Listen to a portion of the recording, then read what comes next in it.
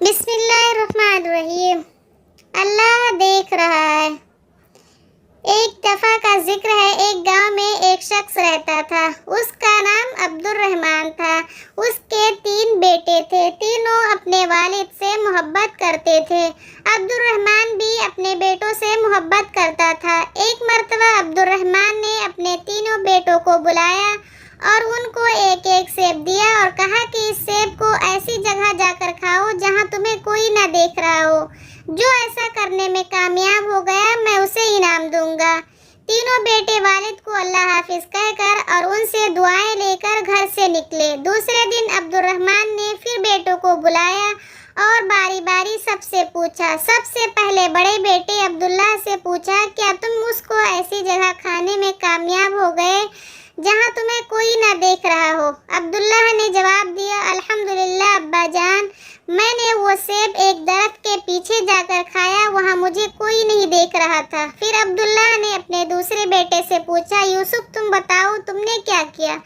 یوسف نے کہا، ابا جان میں نے وہ سیب کمرے میں بند ہو کر اندھیرا کر کے کھایا اور مجھے یقین ہے کہ وہاں مجھے کسی نے نہیں دیکھا۔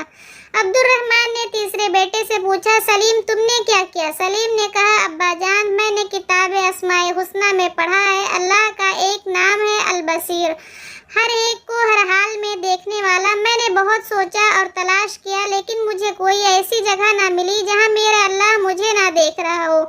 اللہ تو ہر جگہ دیکھتے ہیں، اسی لیے میں وہ سیب نہ کھا سکا۔ عبد الرحمن اپنے سب سے چھوٹے بیٹے کی عقل مندی پر بہت خوش ہوا اور اس کو انعام دیا۔ پھر عبد الرحمن نے اپنے بیٹوں سے کہا، میرے پیارے بیٹوں، بے شک اللہ ہم سب کو ہر وقت ہر جگہ دیکھتا ہے، ہماری باتوں کو سنتا ہے اور جو خیالات ہمارے دل میں آتے ہیں ان کو بھی جانتا ہے۔ وہ علیم بذات صدور ہے، یعنی دلوں کے چھپے ہوئے رازوں کو بھی جانتا ہے۔